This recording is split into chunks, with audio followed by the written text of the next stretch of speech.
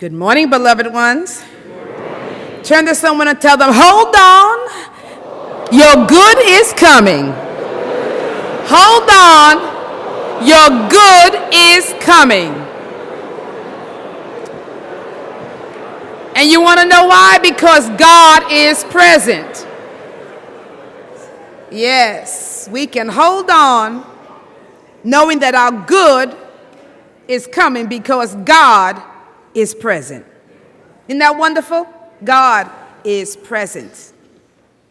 I just finished teaching an intensive class this past Thursday, Friday, and Saturday, yesterday, on prosperity. And we were using Charles Fillmore's book by the same title, called Prosperity. And we were using Eric Butterworth's book titled Spiritual Economics. And it was quite a challenge, or maybe I should say it was quite a project. And those of you who took the class know why I'm calling it a project, right? But it was a project to take on teaching this material that was covered in these two books in 3 days. Not even 3 full days. But the books, there were so many rich ideas presented in both of the books that I thought that it would be something that would benefit and bless us all, that would bless the whole church.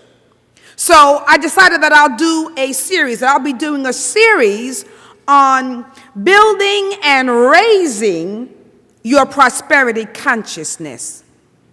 Now, in fact, in this class, we came up with a toolbox of ideas. A toolbox of ideas to use in this endeavor that we could apply and use in our lives that would assist us in building and raising our prosperity consciousness. And as I was thinking about the toolbox this morning, it came to me that I should put our ideas and our practical steps and our how-tos in a little booklet because I have to type it up and give it to the students. I promised that that is what I would do. And Spirit said, oh, no, make it into a little booklet because everybody is always looking for some how-tos, right? Looking for the fix, whether it's a quick fix, a short fix, a long fix, but we're looking for the fix, right?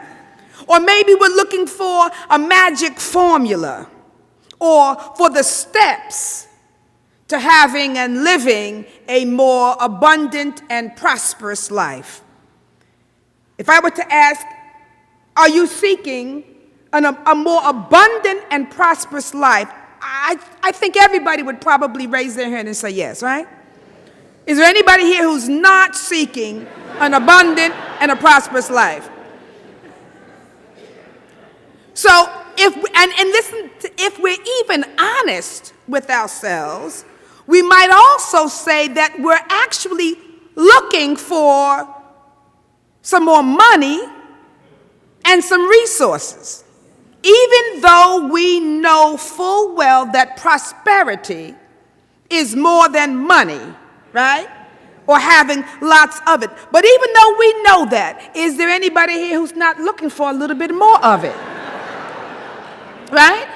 See, there's nothing wrong with money or having it, but one must also have a right understanding of its use and its function as well as its source.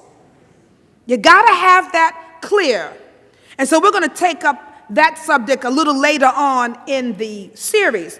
But I thought here's an interesting finding because in his book, Spiritual Economics, Eric Butterworth tells of a research survey that was done by the University of Michigan.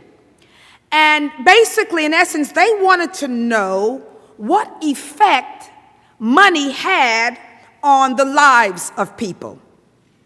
And they found out 3 things. Here's what they found out. 1, what do people worry about most? They found out it was money. 2, they found out what makes people the happiest. And they found out that it was money. And then they asked, well, what makes people the unhappiest?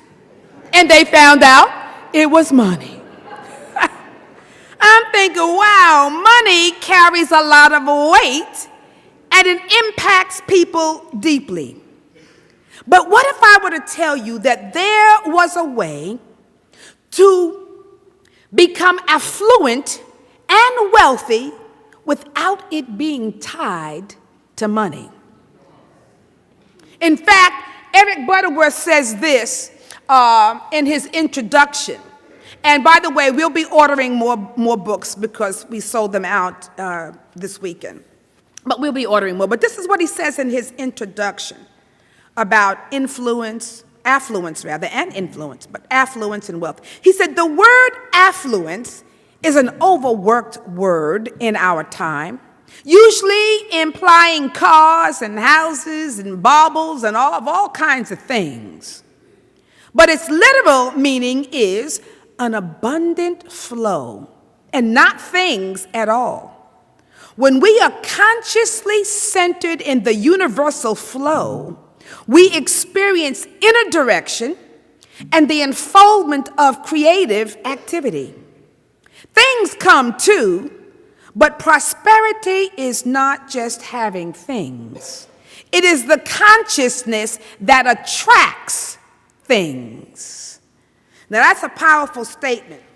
I love this idea because what it says to me is that if we have the right consciousness, we won't have to worry about getting things, right? You won't have to worry about getting things or maybe even worry about getting money. Things will be attracted to you. That's what he said. He said, things come and things go, but prosperity doesn't happen. It is the consciousness that attracts things. So what this says is that things will be attracted to you, or they will come to you by the strength and by the quality and the nature of your consciousness. Your spiritual consciousness, your God consciousness, and your prosperity consciousness, to be precise. So with all of our getting, the first thing that we might want to get is a prosperity consciousness, right? We were told, seek ye first what? The kingdom of God. The kingdom of God, the kingdom of good, which is God's kingdom. And then all the things, all the stuff will be added unto you. We know this scripture backwards and forwards. And yet, there are times when we are running and pursuing those things. They will come, but you must know the right relationship and how to rightly access these things. And so what we're thinking about is, how do we engage in this process? So I want to really figure out or talk a little bit about how, as Eric Butterworth says, how we should be able to consciously center ourselves in the universal flow. That's what he said. He said, let me see what he said. When we are consciously centered in the universal flow, we experience inner direction and unfoldment of creativity and the ability to attract the things. So we've got to get an understanding of how to consciously be centered in the universal flow. Because if we can get that right, everything else will follow. Because that's what being in the flow means, right? That's what being in the flow is all about. There's a movement, there's a flow. Wouldn't it be great to have your good just flowing to you and through you? It's a wonderful thing to be in the universal flow. It's like spirit and the goodness of spirit and the goodness of God is like energy, like liquid water that just keeps flowing. But it comes through a faucet. It comes through a channel. It comes through a vehicle. And when the faucet is turned on, the water what? Flows. But when you turn the water off, the faucet off, the water stops. We're that vessel through which the presence of God flows fully and freely. Our minds are the spiritual faucets of God through which God's goodness will flow, but sometimes we turn the faucet off. and think, now what's happening? I need some good. I need some water, God. Where's the water? Give me some water. Give me some water. And God's saying, turn on the faucet. Turn on your consciousness, right? So I'm still flowing. There's a universal flow that never ceases. I'm infinite. I'm abundant. I'm still putting that flow out there. You must turn on your mind, your consciousness, so that my good can flow. And so, we're thinking, all right, then affluence, true affluence is about an abundant flow. So we're clear on that, right? It's not about the things just yet. It's about an abundant flow. All right, so let's look at this whole concept of prosperity as well. Let's get clear on this, on the concept of wealth. We got abundance clear right now. We know that it's a universal flow of divine substance, of divine good, of divine energy, right? So let's get clear on understanding what wealth and prosperity are all about.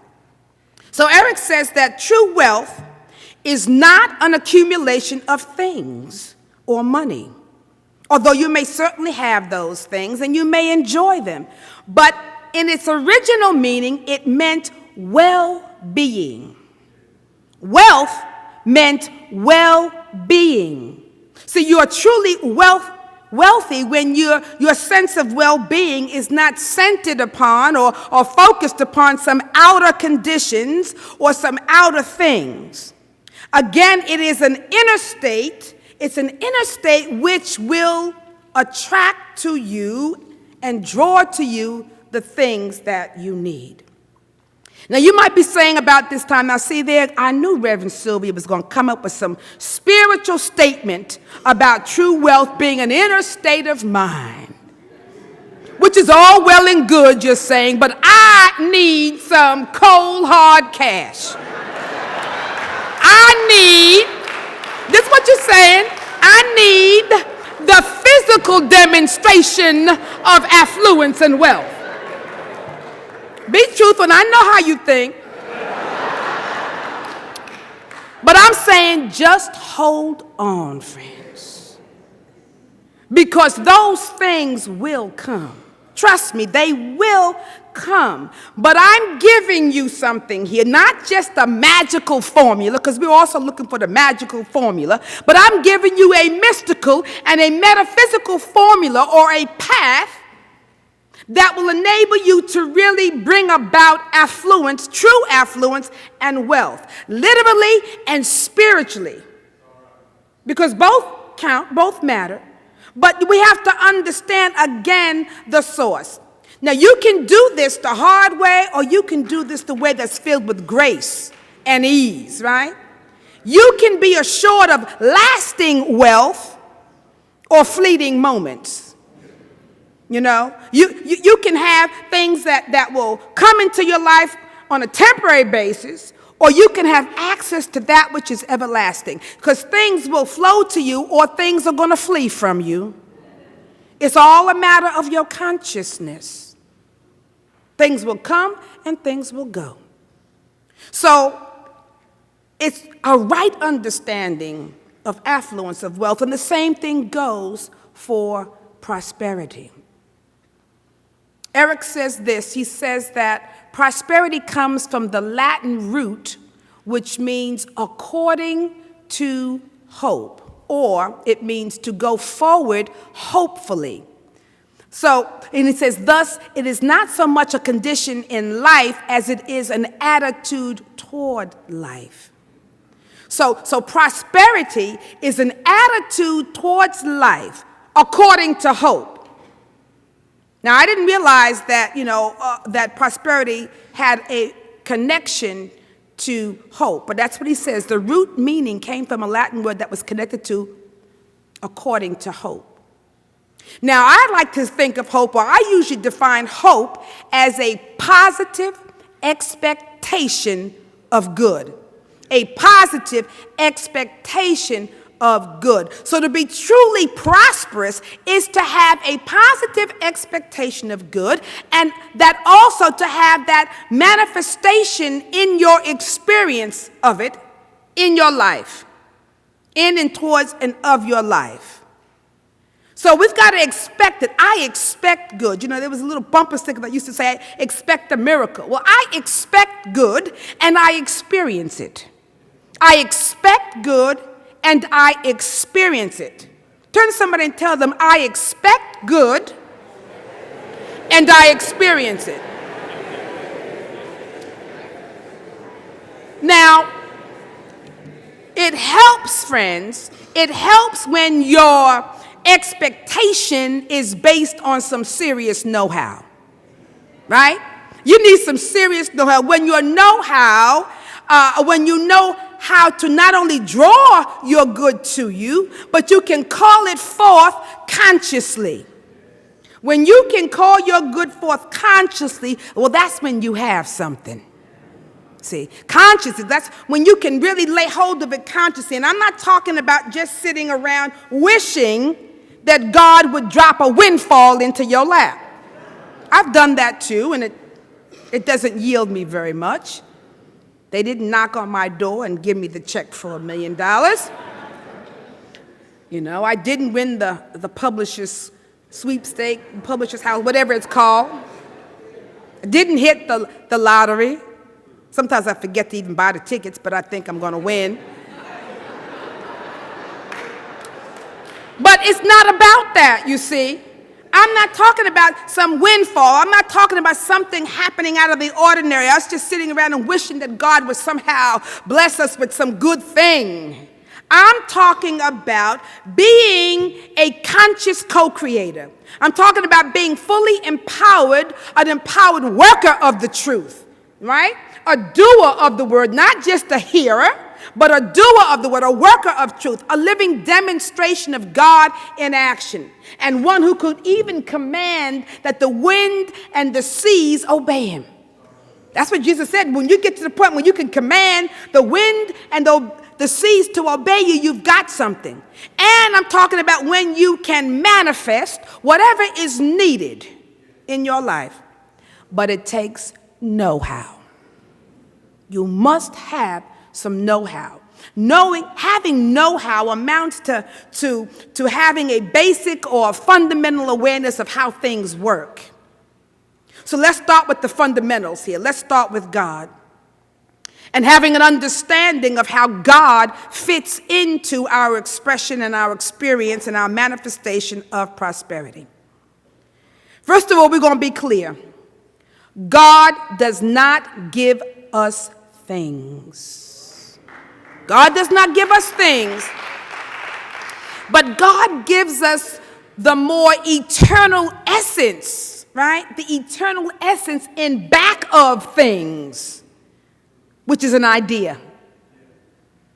That's what God gives us, which is an idea that is everlasting. God doesn't give us things. He gives us what lies in back of the thing. Everything that is manifested had an idea that lay in back of it. And that's what God gives us, you see. An idea that we can use and we can continue to create with long after the thing itself is gone. That's the power of a divine idea. You can destroy this, but if I have the idea, I can recreate it. See, God gives us not the thing, but the idea with which to create the thing. And because ideas cannot be destroyed, they are of God and they are everlasting and they are powerful. So what we're looking here is how do we work with these wonderful divine ideas?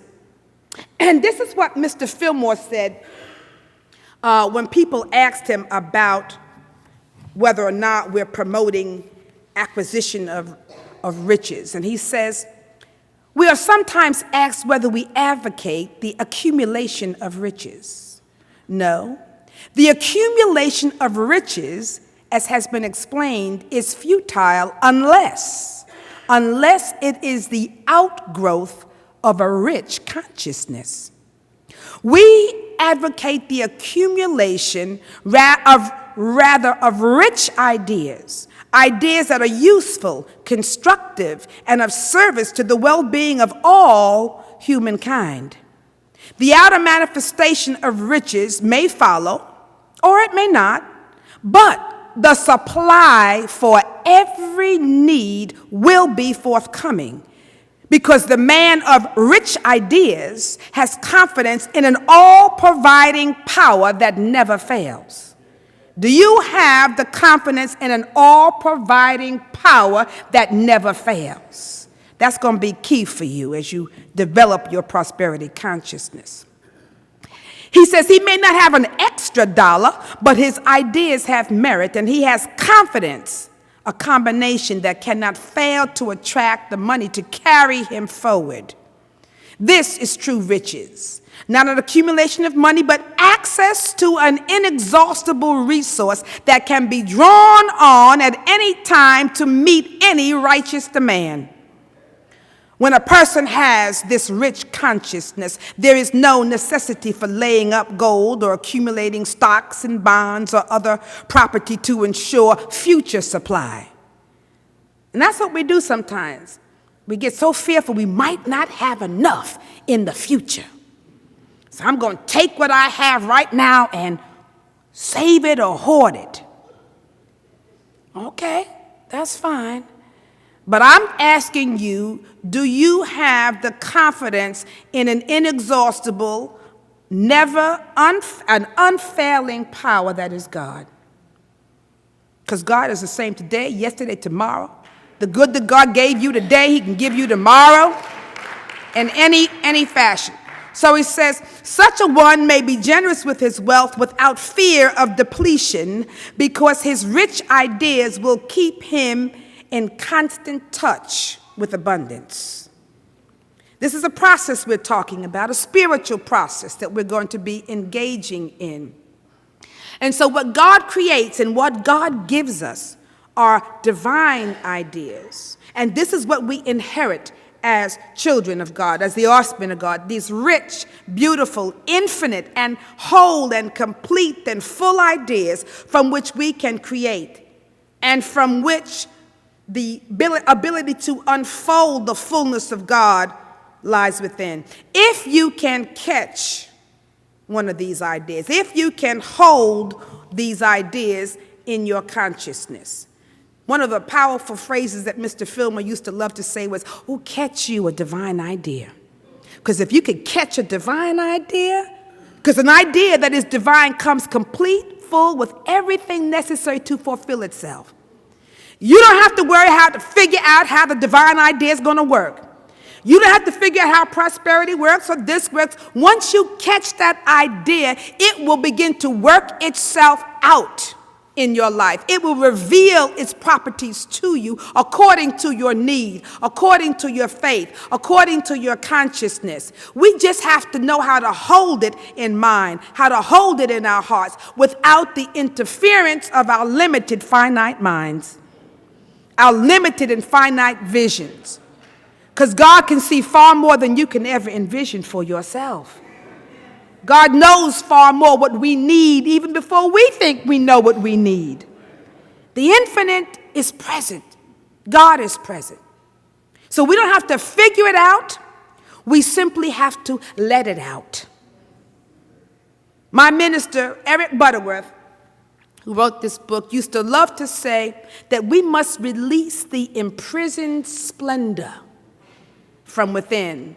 And I like to say that we must release the fullness of God's potential, not only within us, but within every divine idea, because we are a divine idea held in the mind of God. Do you know that, right? You're not just some mere so-and-so. You are a divine idea held in the mind of God. The Christ of God was a divine idea, that perfect spiritual man, spiritual woman, that is created and comes forth from God. And so we have all of that with this. We just need to learn how to release this fullness of God's potential within us, to release the fullness of our needs, to release the fulfillment of our needs. See, your need is there, but the fulfillment is God's, and it's already present. Everything is already present. There's nothing new under the heavens. God doesn't need to sit there, how can I create this? It's already done. And so what we're looking for is, how can we release the fulfillment of our desires? We have the desire, but the fulfillment is God's. And all of those things are contained within whatever divine idea you are using or focusing on. So we're going to use this series to just help ourselves get in tune with the fullness, the allness, the presence, the substance of God, and how to bring that into our lives as prosperity, affluence, wealth, whatever you want to call it. But it is not the thing we are seeking, but the consciousness.